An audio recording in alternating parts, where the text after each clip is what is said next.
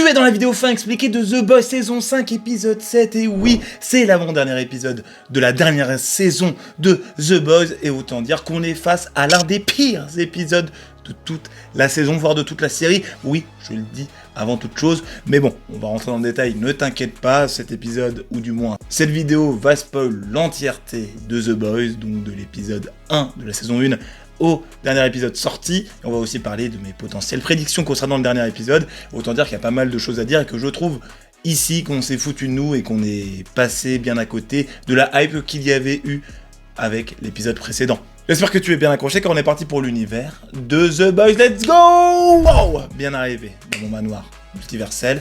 Accroche-toi bien, c'est parti. Avant de continuer, il faut vraiment que je te partage une habitude qui est devenue un véritable game changer dans mon quotidien. Dans un monde où tout se fait pirater, où on est de plus en plus traqué, où tout devient bloqué, limité ou inutilement compliqué, et parce que la France n'est pas épargnée par ce chaos, il faut savoir se protéger mais aussi ruser un minimum. Tu savais par exemple que la France est souvent l'un des derniers pays à récupérer les films sur les plateformes de streaming? T'en as pas marre d'attendre 1000 ans alors que les Anglais ou les Espagnols ils ont déjà accès aux derniers films?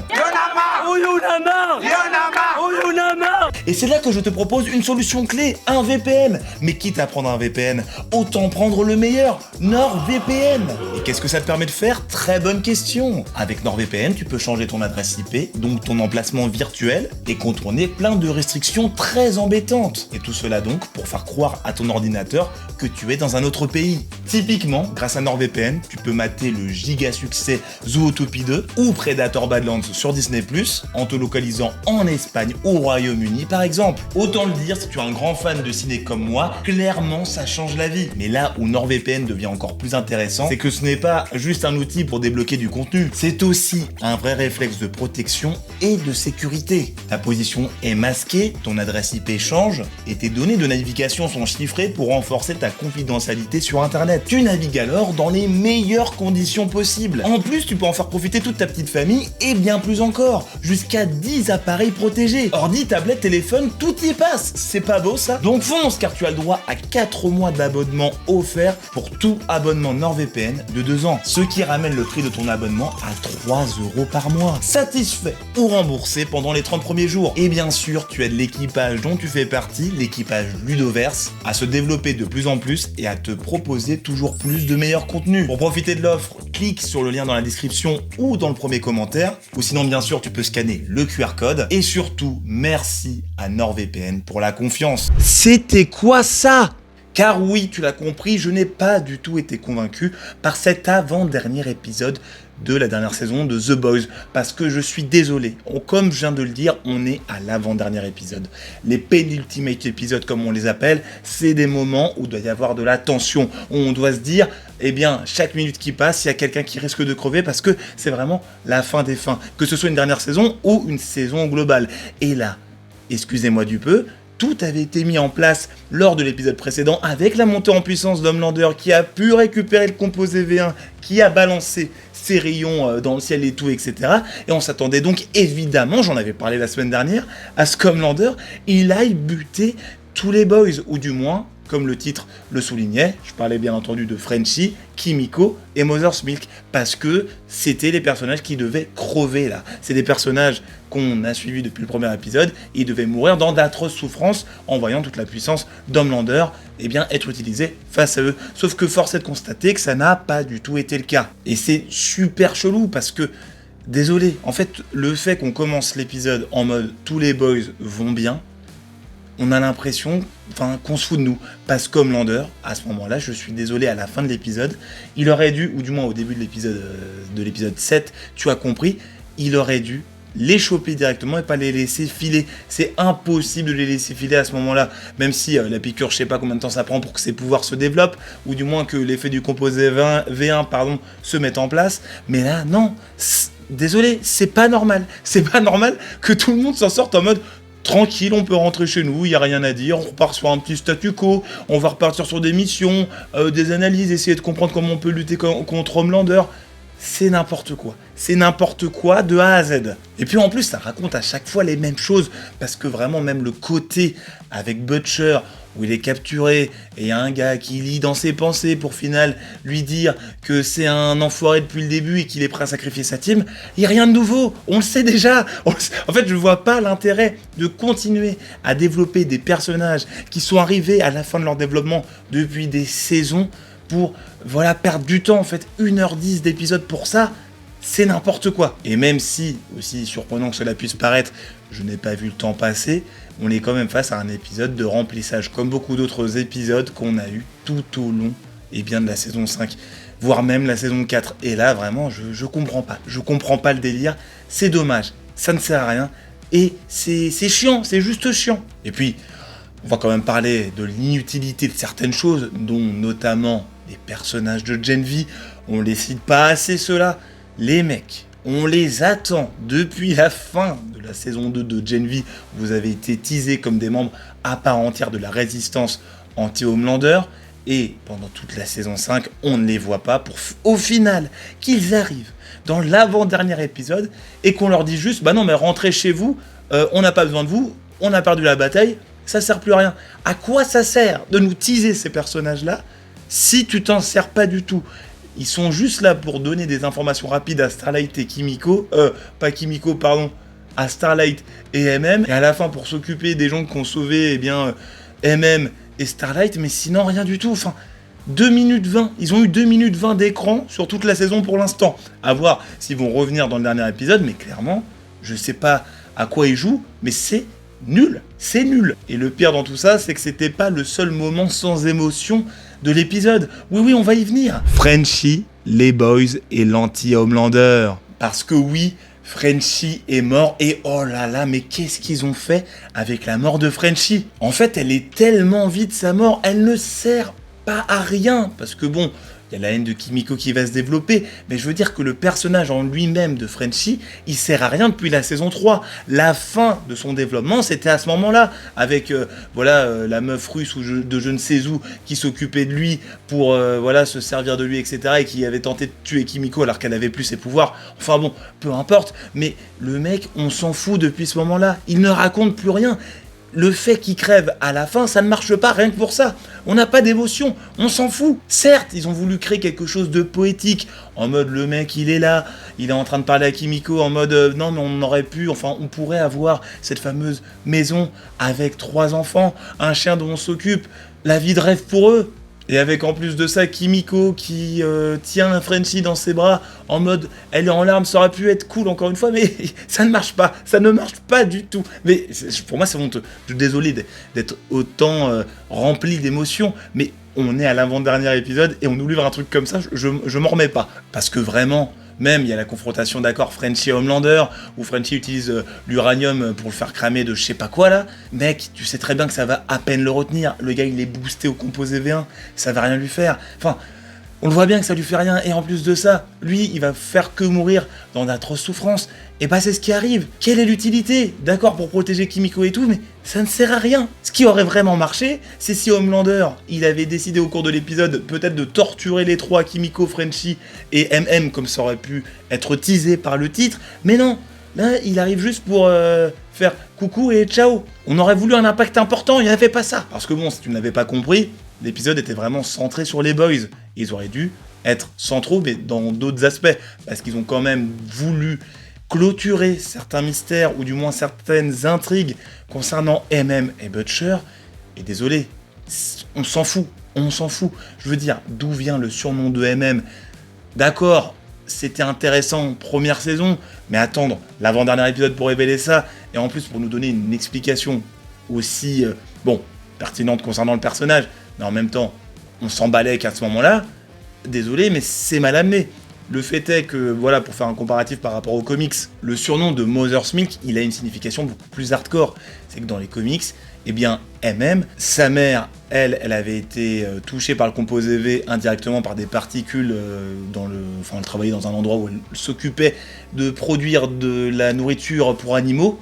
Et c'était une industrie qui appartenait à Vought, et au final Vought il faisait pas vraiment de contrôle sanitaire, donc la maman, elle a eu du composé V en elle a donné naissance à 2 enfants dont Mother's Milk, et Mother's Milk il est devenu, à cause de ça, dépendant au composé V, mais au composé V qui venait du lait maternel de sa mère. Donc tout au long de sa vie, que ce soit de l'enfance à l'âge adulte, et voire même en tant que daron, eh bien le gars il était obligé de téter sa mère. C'était ça tout le délire avec Mother's Milk. Donc un truc crade, horrible et effectivement très The Boys, j'ai envie de dire, alors que là, le nom de Mother's Milk a été récupéré pour juste dire, bon voilà, son nom de famille à Marvin c'est Milk, le nom Milk c'est son nom de famille, bon voilà, t'as compris, et on l'a appelé Mother's Milk parce que le gars quand il était petit, après le décès de son grand-père face à Soldier Boy, il voulait sauver au moins une vie, la vie d'un pigeon, il s'en occupait de lui, et ses potes, ou du moins les jeunes du quartier, se sont moqués de lui en disant qu'il lui donnait le sein, ou il lui donnait son pénis là en mode il le tète le pigeon de je sais pas quoi, ce qui a donné le nom de Mother's Milk, il a adoré ce surnom. Bon, en vrai ça va, mais je veux dire, est-ce qu'on avait vraiment besoin encore une fois d'avoir ça là maintenant? Je ne pense pas. C'est un peu hors propos de nous balancer là en avant-dernier épisode. Ça va être l'argument que je vais vous balancer tout au long de cette vidéo. Je suis désolé, ça va être des redites, mais il faut vraiment que j'appuie là-dessus. Et concernant Butcher, mais qui se souciait d'où venait sa putain de cicatrice? On a eu la révélation par le biais de Kessler, ou du moins de ses pensées mises en avant par un mec qui contrôle les cerveaux, un psycho ou je ne sais pas quoi. Le fait que ce soit Kessler, quand ils étaient en mission, qui lui a donné une droite parce qu'il voulait l'arrêter, bon d'accord, merci de nous avoir révélé ça, mais encore une fois on s'en fout, et ça raconte rien de plus sur le personnage. Après bon, pour revenir quand même à la mort de Frenchie, parce que je la critique beaucoup, mais l'objectif c'était vraiment de dire que Frenchie a tout essayé pour pouvoir arrêter Homelander. Il a même fait des expériences sur Kimiko pour lui donner les pouvoirs de Soldier Boy, et il semblerait que ce soit bel et bien arrivé, que la mission ait pu arriver à son terme, donc il n'y avait plus besoin de Frenchie, même si ça faisait longtemps qu'on n'avait plus besoin de lui, même s'il y avait le délire du virus, etc.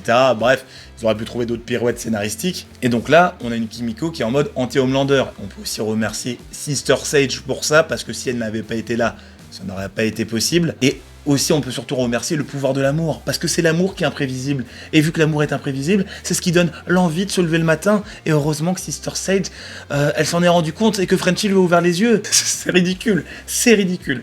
Enfin bon, au moins, on a une Soldier Boy qui va pouvoir aider face à Homelander, même si l'autre Soldier Boy, bah quant à lui, je pense pas qu'il va avoir une grande utilité. Et je vais t'expliquer pourquoi. Homelander et Soldier Boy. Bon déjà je vais revenir quand même un peu sur le côté Homelander, où effectivement on ne le sent pas plus puissant suite à sa piqûre de composé V1. Pour moi c'est le même mec de A à Z. Il a pas changé, hein. Entre l'épisode d'avant et l'épisode d'après, voilà, il se comporte pareil, il se croit toujours, il se prend toujours pour un dieu, pas de souci avec ça. Moi j'aurais bien aimé, pour montrer une évolution du perso et montrer qu'il était passé dans une autre... un autre niveau, qu'on lui change son costume et qu'on lui donne peut-être un costume plus proche de celui des comics. Mais non, ils ont décidé de rester sur ce statu quo là. Et c'est très dommage. Aussi, autre petit reveal dans cet épisode, et bon, pour casser quand même la théorie qu'on avait, c'était que au phaser, au final c'était lui qui contrôlait Homelander, mais pas du tout. En vérité, lui, il est juste là pour faire des chorés, et être la voix d'Homelander auprès des gens, de ses fanatiques, etc. Et il a aussi au phaser cet objectif de mettre les gens dans le rang et de tuer ceux qui ne servent à rien, ou du moins qui ne croient pas totalement à Homelander. Bon bah ok, au phaser, t'es un mec marrant, mais toi aussi tu sers pas à grand chose, assez dommage. Et bon, je vais revenir quand même sur Soldier Boy, parce que le traitement de Soldier Boy aussi dans cet épisode, terrible. Enfin, il a un traitement logique par rapport à son personnage, mais que Homelander le maîtrise aussi vite, aussi facilement, sans qu'il puisse se défendre, juste parce qu'il ne veut pas que son père parte loin. On le comprend, ça en accord avec le personnage, mais c'est dommage, j'aurais bien voulu le voir quand même se défendre un minimum, et juste Soldier Boy, bah, il est pas débile non plus, il sait que son fils c'est un malade mental, donc tourne pas ton dos à quelqu'un comme ça, même par fierté ou par respect, mec, c'est un fou, reste sur tes gardes, et au final il se fait avoir pour au final se retourner dans le délire cryogénique de je sais pas quoi dans son caisson là, avec un Homelander qui l'observe en mode je t'aime et tout, mais quel malade mental, ça marche bien, ça ok, mais bon, bizarre quand même, Soldier Boy, s'il finit comme ça dans la saison, c'est un manque de respect pour le perso. Après il y a d'autres personnages qui ont une évolution qui est quand même assez cool, je trouve, et j'attends vraiment la finalité de ces persos, on va en parler tout de suite. La fin des 7, The Deep et Ashley. Car oui, les 7, c'est enfin terminé, les 7, cette équipe où on avait les 7 plus grands super-héros, l'idée par Homelander, et c'est Homelander qui a décidé de mettre fin à cette équipe, et on le comprend, parce que c'est une critique que beaucoup de gens faisaient depuis la saison 3 finalement, parce qu'on n'a pas eu 7 membres dans les 7 depuis ce moment-là, et encore, ça avait duré quelques minutes où il y avait eu le recrutement ou le retour si tu veux de The Deep et le recrutement donc de l'ancien copain de notre petite Starlight appelé donc Supersonic qui s'était fait buter par la suite par Homelander vu que A-Train l'avait balancé parce que Supersonic voulait rejoindre la résistance anti-Homelander. Il avait essayé de recruter A-Train sauf qu'A-Train il n'était pas encore changé. Bon bref, là Homelander, il a décidé de dire « Allez, basta les 7, je suis le mec au-dessus, ça sert plus à rien. » Et on le comprend. Merci, enfin. Donc The Deep, quant à lui, il se retrouve enfin au chômage. Et lui, vraiment, c'est l'un des personnages, je ne comprends pas comment il peut être encore en vie. Ce qui est par contre très marrant de le voir encore là, quand même.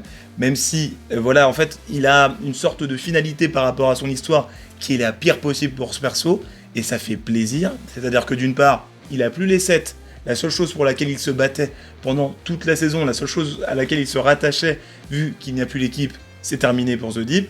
Et d'autre part, les poissons, les mammifères marins et tout ce qui passe là, ils ont une haine vénère contre lui, à cause du délire de la raffinerie de pétrole qui avait fait fuiter le Black Noir 2.0 dans l'épisode précédent. Donc là, il n'a aucun allié, il n'a plus aucun allié, le petit The Deep. Et je pense vraiment que le mec, là, aujourd'hui, parce qu'il y en avait certains d'entre vous qui m'en avaient parlé dans les commentaires, et je trouvais ça très marrant et très pertinent, c'est que The Deep, il va se faire bouffer par des poissons. Enfin, par des requins ou je sais pas quoi. Et ce sera la fin la plus marrante pour ce perso, et la plus logique, une forme de justice finalement, si ça lui arrive. Donc j'ai envie que ça arrive comme ça.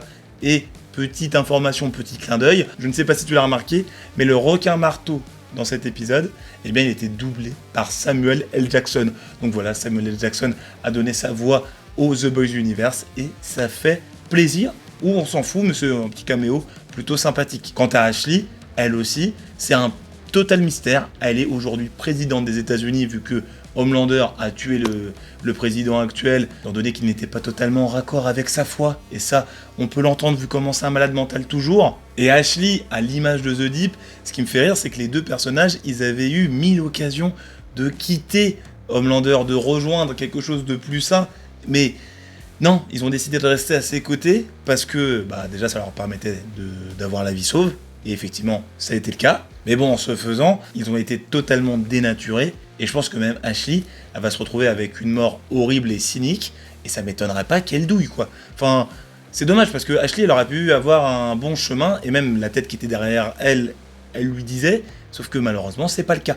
Bon, à voir quel sera leur destin dans l'épisode d'après. Parce que je pense vraiment qu'Homelander, il va se faire avoir, enfin du moins j'espère là pour le coup, et il va buter plein de gens. Homelander va perdre ses pouvoirs et buter tout le monde dans le dernier épisode de The Boys. Car oui, Homelander, je pense, là c'est bon dans le dernier épisode, vu comment ça se dessine, il va buter le maximum de gens, le maximum de super et de membres des Boys. Et je dis ça pourquoi ? Parce que là ils sont en train de fomenter, je pense vraiment, leur dernier coup en mode attaque finale contre Homelander, créer une situation où effectivement Kimiko va pouvoir utiliser ses nouveaux pouvoirs à la Soldier Boy pour pouvoir exploser Homelander, et pour ce faire, va falloir quand même qu'il passe toutes les défenses et qu'une véritable petite armée puisse affronter Homelander, ce qui va donner un combat final, violent, peut-être enfin quelque chose qui nous dira ok, ils sont peut-être foirés sur pas mal d'épisodes dans cette saison, mais au final ils finissent sur une bonne note, avec des morts de partout, une mort de Butcher, une mort de Yui, je sais pas, Starlight et même, mais buter des gens quoi, avec peut-être le retour, encore une fois, des personnages de Genvi qui vont pouvoir peut-être briller, avec Marie qui va peut-être apprendre à se servir de ses pouvoirs, vu qu'a priori elle ne sait pas s'en servir, ce qui n'a pas vraiment de sens non plus. Enfin bon, j'avoue qu'à ce niveau-là, je m'en fous, je suis juste curieux de voir jusqu'où ils vont aller pour nous livrer quelque chose comme ça. Maintenant, il reste plus qu'à patienter, je suis dans l'attente, tu me diras dans les commentaires ce que tu as pensé de cet épisode, parce que je suis quand même curieux de ton avis. Et si tu as envie d'en apprendre plus sur les morts les plus stylées, ou du moins les plus inconnues des 7, car tu ne les connais peut-être pas toutes, ou même concernant le personnage de Queen Maeve, qui va peut-être faire son retour dans le dernier épisode, même si c'est peu probable, et j'en parle juste ici dans les vidéos qui sont juste là, donc n'hésite pas à cliquer. C'était Ludo de Ludoverse, abonne-toi, partage, like, commente, et la suite tu la connais, il ne me reste plus qu'à te dire À la prochaine. Salut!